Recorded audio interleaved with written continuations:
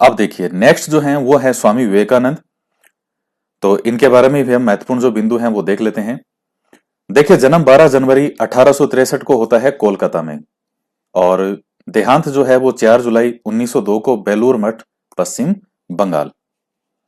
तो अब पढ़ते हैं आगे। और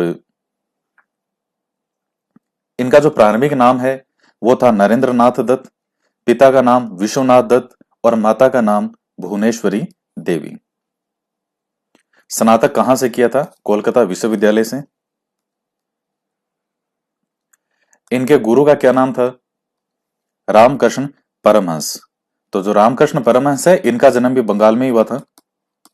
और वहीं जो कलकत्ता में एक छोटा सा मंदिर था काली माता का, उसके पुजारी थे ये रामकृष्ण परमहंस।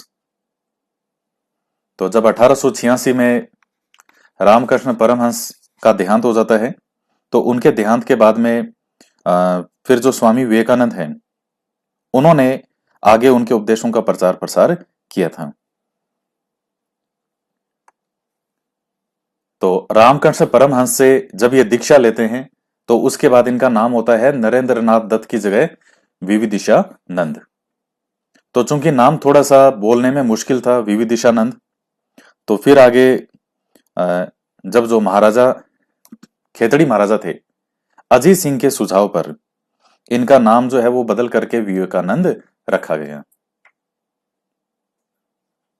तो ये आपने सुने होगी चीजें, थोड़ा सा ध्यान रखिएगा। विविदिशानंद नाम जो है वो रामकृष्ण परमहंस के द्वारा दीक्षा के बाद में जो इनका नाम बदल के ये हो गया था, और खेतड़ी महाराजा अजीत सिंह के सुझाव पर इनका नाम रखा गया था विवेकानंद। तो तभी से इनको स्वामी विवेकानंद कहते थे। 1893 के अंदर शिकागो विश्व धर्म जो महासम्मेलन होता है, जिसको कहते हैं पार्लियामेंट ऑफ रिलीजन, धर्म संसद या धर्म सभा, तो वहां इन्होंने अपना विश्व प्रसिद्ध भाषण दिया था। तो जो पश्चिमी देश हैं उन्होंने पहली बार देखा कि इस तरीके से भी भारत की कल्चर है, भारत की संस्कृति है, भारत का धर्म है। वहां का एक समाचार पत्र था न्यूयॉर्क हेराल्ड। तो न्यूयॉर्क हेराल्ड ने लिखा था स्वामी विवेकानंद के लिए कि इनको सुनने के बाद ऐसा लगता है कि भारत जैसे ज्ञान संपन्न जो देश है उससे अपने धर्म प्रचारक भेजना कितना मूर्खतापूर्ण है, कितना मूर्खतापूर्ण कार्य है।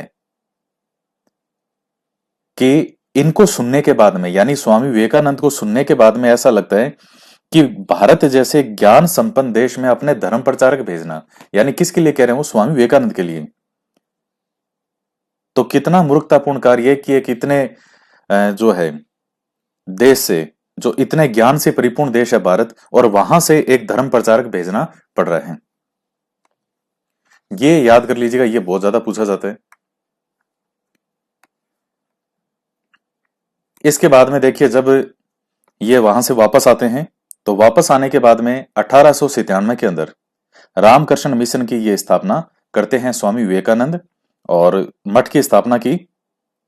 तो उसमें जो एक तो वेलूर था और एक अल्मोड़ा का मायावती, तो इन स्थानों पर जो है इन्होंने रामकृष्ण मिशन के द्वारा अपना मुख्यालय खोला गया।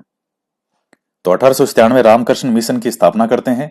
मुख्यालय कहां कहां थे? एक तो वेलूर में और दूसरा उस समय मायावती। इसके बाद में देखिएगा रामकृष्ण मिशन का जो पंजीकरण सोसाइटी रजिस्ट्रेशन एक्ट के तहत 4 मई 1909 को हुआ था रजिस्ट्रेशन। ध्येय वाक्य क्या था? आत्मनो मोक्षार्थम जगत हिताय। किसका? रामकृष्ण मिशन का जो ध्येय वाक्य है वो यही है, आत्मनो मोक्षार्थम जगत हिताय। 1899 के अंदर स्वामी विवेकानंद दोबारा अमेरिका जाते हैं, और 1900 के अंदर ये फ्रांस जो है वहां पेरिस में धर्मों के इतिहास का सम्मेलन होता है, तो ये पेरिस भी गए थे। अब इनकी कई किताबें हैं, जैसे ज्ञान योग, कर्म योग, राजयोग, मैं समाजवादी हूं, प्रबुद्ध भारत, ये इंग्लिश में है। तो ये कई किताबें हैं। और बाकी जो इनका रामकृष्ण मिशन के नाम से ही आता है, बहुत से आचार्य हैं इनमें, जिनमें स्वामी विवेकानंद के द्वारा जो भी जीवन भर में भाषण दिए गए उन सभी स्पीच का संग्रह किताबों के रूप में हमें मिलता है। सुभाष चंद्र बोस ने इन्हें राष्ट्रीय आंदोलन का आध्यात्मिक पिता कहा था।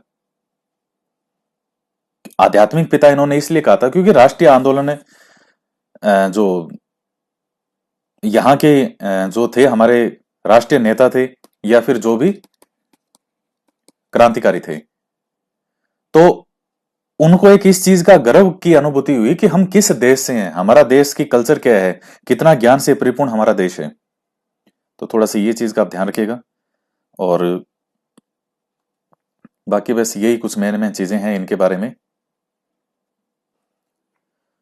बाकी जैसे इनका एक और है कथन कि इन्होंने कहा था स्वामी विवेकानंद ने, कुछ जो फेमस कथन है कि जब तक करोड़ों लोग भूख और अज्ञान से पीड़ित हैं, तब तक मैं उस हर व्यक्ति को देशद्रोही समझूंगा जो उनके खर्च से शिक्षित बनकर उनके प्रति तनिक भी ध्यान नहीं देता। तो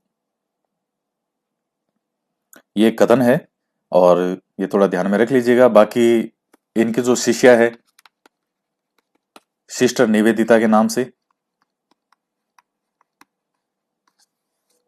और मूल नाम क्या था इनका, मार्गरेट नोबल।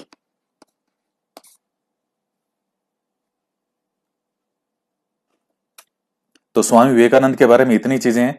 और मैं आपको फिर से कह रहा हूं, बहुत ज्यादा मैटर या हालांकि इनके बारे में अगर आपको पूरा कोई साहित्य नहीं पढ़ना है, हिस्ट्री के अकॉर्डिंग जो जो महत्वपूर्ण बिंदु हैं, जो जो फैक्ट हैं, वो आपको ध्यान में रखने हैं। और इनसे बाहर पर्सन जो अब तक मैंने जो भी पढ़ाया, चाहे पिछले एग्जाम में पढ़ाया हो, चाहे उससे पहले वाले एग्जाम में पढ़ाया हो, 90% क्वेश्चन जो है वो आपको इन्हीं चीजों में से मिल जाएंगे। तो इस वीडियो में इतना ही। बाकी आगे और जो है हमारे एक दो टॉपिक आपके और हैं, उसको कंप्लीट करते हैं, उसके बाद में ये आपका कंप्लीट हो जाएगा सिलेबस।